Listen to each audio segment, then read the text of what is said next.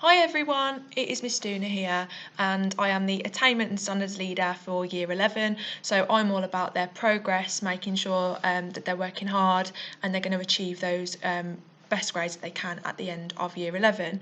So I thought it would be useful for you all to have a little presentation on how you can make your child's revision as effective as possible to ensure that they're not wasting any time doing things that they don't need to do, to ensure that they've got plenty of breaks and our recommendations for that. So here's my presentation, and I hope it is useful. So this is a really common sight across the country when students start to revise. Usually it's kind of around the April time, quite late on. They start to get all their books out. And you can probably think of this when you were at school as well. It's a really common image. Highlighters, stress, lots of coffee, some energy drinks perhaps, trying to take everything in. So I've shared this assembly before with students and they are familiar with this image, and we've discussed why this is actually not a very effective way to revise. It might be the way we picture in our heads when we think about revision, but actually it's not useful and it doesn't help. Now you might be there thinking, I never see my child do this. That doesn't mean they aren't working, they haven't been learning anything at school. It's just we all learn differently. So I kind of want to avoid this situation in homes where possible. So if I can explain early on some better things your child could do, it will be much more useful and much more beneficial to their learning. So the first step of revision for your child needs to be retrieval practice. So just like the dog fetching the stick there in the sea, your child needs to be able to fetch information. Now, as you know, they study a lot of subjects, from science to maths, from geography to art, and they have to know a lot on these exams about a lot of different things. So they have to be able to retrieve it quickly. So if they open a science paper and they're being asked about photosynthesis, they need to be able to retrieve that information very quickly. Now, the best way to get them retrieving is to practice. So this is quite an easy way to revise. So step one might be you sit down with them, say you're doing history, say it was Nazi Germany. You might get them to make a list of all the important information they need to know about that unit. So say they're looking at women and their role in Germany, they might list all of the different things that women were involved with in Nazi Germany. If it's say maths and they're doing trigonometry, they might want to list all the different things that they know, any formulas and things they know about that. Then it's really useful for step two to close the books, to hide away what they've written, and see if they can get them to do it again from memory. Maybe they could create a quiz on all the different ways Nazi Germany used women and their role within society. Try and retrieve everything for step three, try and remember it all, and then step four you can go back and check your answers. This is a dead easy thing you can do. You can take the paper off them, get them to quiz. You can do it for any subject. Literally, I'm an English teacher, it works so well for different language features such as nouns, personification. Get them to define it and then you take it away and get them to tell you what it is. There are also some apps that do this really well, such as Seneca, which you will have heard of, I assume, and your children, if they say they're on Seneca, this is the revision that they are doing. They are retrieving information for all their subjects. Now, retrieval's great, but it's not enough. As I'm sure you can be aware, exam questions are not just a quick what's the answer. Often in many subjects like geography, like English, like history, and many more, they can't just give one-word answers. It has to be developed. So once you've remembered the information that you need to learn, you need to develop that a little bit further and extend your understanding. The children and your children need to make sure they can apply that knowledge to any given question. This is an example as an English teacher that I would resonate with. So this is a quote your child has learned at school. What's in a name? That which we call a rose by any other name would smell as sweet. And this is a quote from Romeo and Juliet. And this is a book and a play, that your child is studying. Now in the exam, it wouldn't be enough for them to just write that quote on a page. They need to think about questions like this. Why did Shakespeare use that imagery? So why is he using an image of a rose? They should be able to tell you it's because of a rose's beauty. It's a sign of femininity, and he's talking. Juliet's talking about her own kind of identity here. They would also probably talk about things like hyperphora when a question's asked and the speaker answers it. So they should be able to retrieve these things. But also they should be able to tell you, well, what does this reveal about Juliet at this part of the play? How is she feeling? Clearly she's quite conflicted. She's asking herself questions and answering them. And then you could say to them, how does this change through the play? Because she does grow, she does get more confident. So it's about questioning it. As you can see, this is a step further now than just retrieving information, they're applying it. So something that might be nice is they go on Zenica, they learn some quotes like this in English, or they learn some facts about, I don't know, physics in science, and then they apply them to different questions. It really strengthens their understanding. And this is just a bit of proof. So by elaborating on what you've already learned, you will be able to establish new links and ideas and create a far richer mental model of the topic you're studying. So it's also really true for across subjects. So the other day I did a lesson looking at sentences and the structure of a sentence and the subject of a sentence and the object. And they all went, miss, this is just like in maths when we change the subject. So it helps them to connect things across their subjects, which is going to help them build their intellect and the bonds that they make across those subjects. So once they've been able to question things a bit more, go into more detail, it's really important that they see concrete examples. Now, obviously, we're all the same. We need to see what a good one looks like. If you're asked to do some DIY at home, you go on YouTube to see how it was done, to see what a good shelf looked like when it was put on the wall, and it's exactly the same for our students. They need to see what great examples of work look like, and we do this a lot in Aldersley in lesson time, but this is a great thing that they can do at home. So as part of this Independence Day today, your child has been given a bank of grade 9 examples, grade 9 being the highest grade you can get, the old A star, so they can see what a 30 out of 30 looks like in English literature. They can see what a perfect response looks like in history.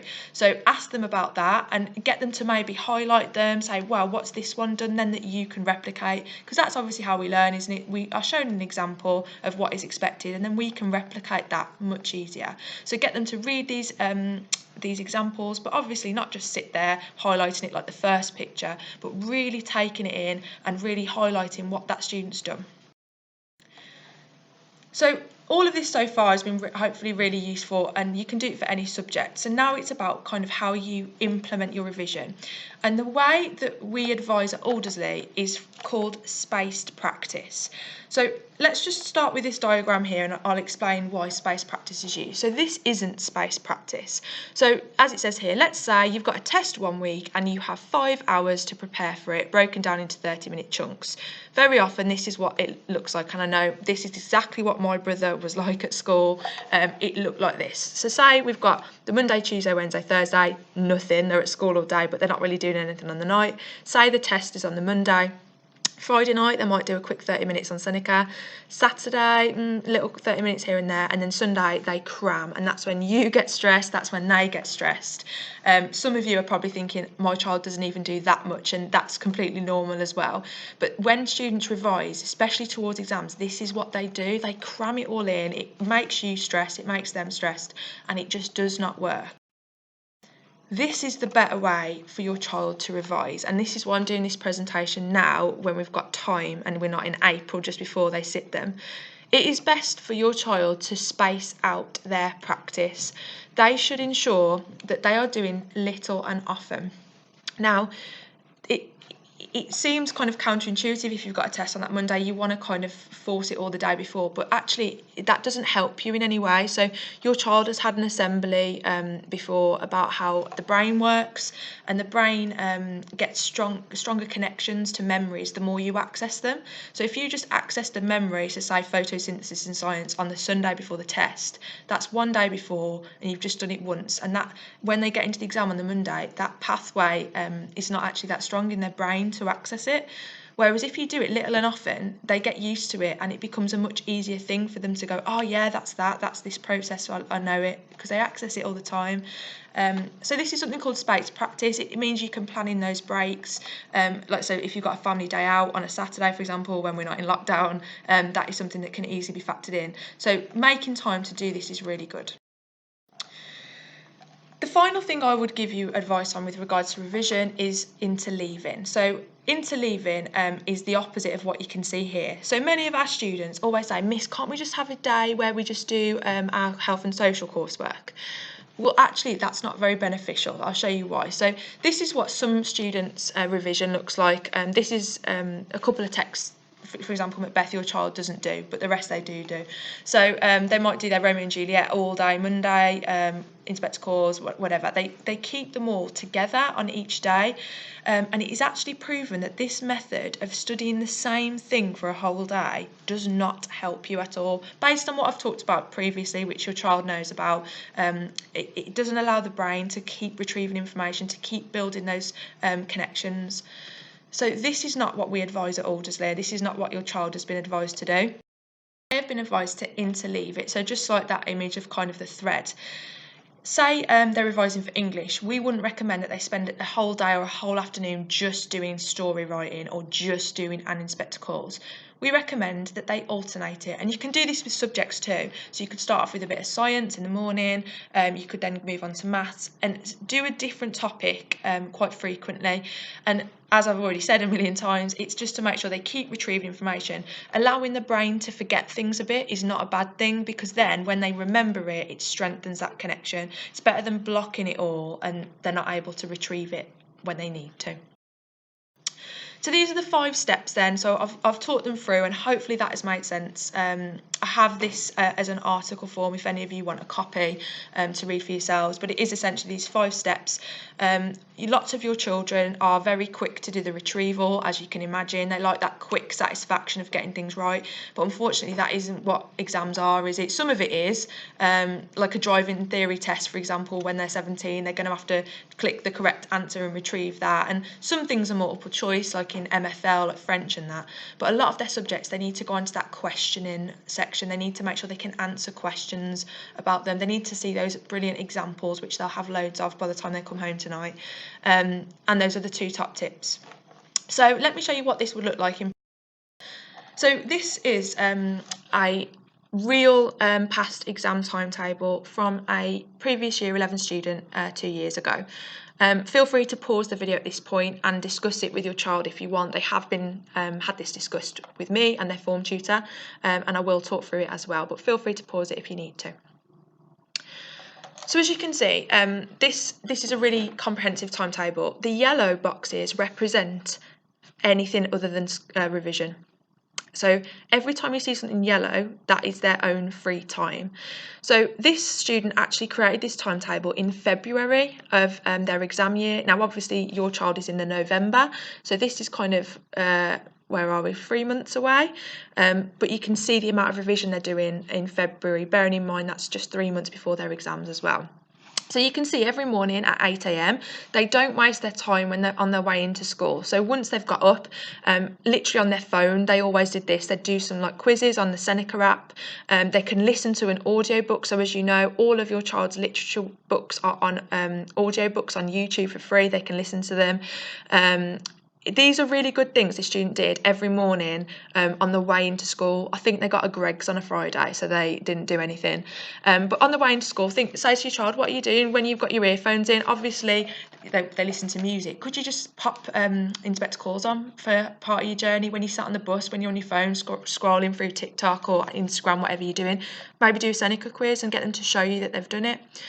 Obviously, every day your child is at school and they are revising continuously in school. Revision is just they're working. They're doing it all day if your child has good attendance. So they're doing so much work then. Every single night, this child wanted to make sure they had free time to walk the dog. I loved that they went to go and see their nan on a Wednesday and they'd steal the newspaper off her. And actually, they used that newspaper then to do the activity underneath afterwards, which was good. So you can see it's a really, really good timetable, and I really recommend pausing this and talking to your child about why it's good and the strengths. And they all got given a blank copy of this to make their own. Now, I haven't seen too many. I've seen about 5 students show me that they made one, but it'd be interesting to get your child to do it. I have a blank copy of this if you'd like one. There's also so many apps, so many websites where you can make your own, and it's cool just to put on the fridge as well at home. So yeah, this is a really, really good example of what a revision timetable looks like, incorporating all those top tips that I've just given.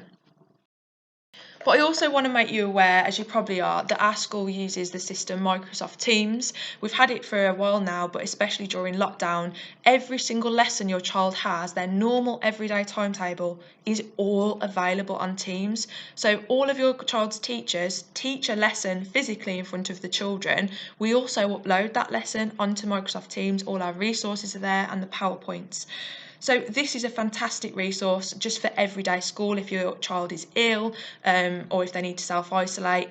All of their learning's on there, and the teachers are available on the chat as well. And if there are large groups of people isolating, as before, staff go live on video and they talk through, as I'm sure you've seen. So Teams is amazing. The other thing that's amazing about it is that we put so much extra on there for all students, but especially Year 11. So your child is a member of these two groups on the right, as well as all of their other lessons. They're a member of the Year 11 students page and the Year 11 Sundown Studies page. That was set up as a few students said they got home on a night, they'd have their tea, go to the gym or whatever they were doing, and then they wanted to do like a quick top-up of revision, and they said that they sometimes got a bit of a burst of energy. So every night a member of staff has recorded a lesson that goes live at 8 p.m. I'm sure you've had the email about it and your child might have accessed it, but currently not many are using that, and I think going forward in terms of getting closer to exams, they're going to be really missing out if they're not using that, because that's going to be some great revision on a night. It's going to be retrieval practice, but it's also going to have those questions in, and some refer to those concrete examples as well as show you some grade 9. So if your child wants any extra, or you are thinking what can I do to give some more work to my child or to get them to do a little bit more, then pop on Teams. There's so much stuff. So that is it from me today. I'm aware I've talked quite quickly about some quite high level concepts which are hard when I'm not in a room with you, but if you do have any queries, any questions or concerns, then please drop me an email. I am available to speak with you anytime if you want to do a meeting on Zoom or a phone call or even just an email conversation. These are all the tips that I have shared with your child just before half term. They are aware of it, so it won't be new to them if you talk to them about it. They might have forgotten, but it might help them to see this video again. But if you've got any other ideas or things that you think might work, please do let me know. I'm always open to hear what you think. So thank you for your time, and I will see you very soon.